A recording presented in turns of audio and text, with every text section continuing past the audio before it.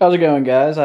Weather hasn't been too great today, but I still wanted to get a little video out today, so I figured I'll show how to access the battery here on the KLX300 because I hadn't done it before, and I assumed it was under the seat, but it's actually even easier. It's just right behind this panel right here, so we'll go ahead and get to it. I already got one bolt removed here, but there's two more, one here and one down here, and you're just going to need a 10 millimeter, and we'll go ahead and get that removed and get right back with you.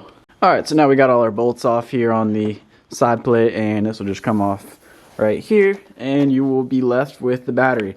So that's pretty nice. I thought it was nice how it was kind of on the side here, so you only have to take one side plastic off. You don't have to take both side plastics off and then the seat off just to access the battery. So that's pretty nice. But once you get down here, all you're gonna have to do is there's a little bar holding this guy in, and that's the same, just two 10 millimeter bolts. So you can undo that, and as far as your battery stator, just a little Phillips head or whatever will work, or the tool that came with it here. Yeah, just a little quick video here to show you guys how to access or change the battery on the KLX300. Very, very easy to do. Subscribe for more stuff. Hopefully the weather gets nice. We can get back out there tomorrow or in a few days.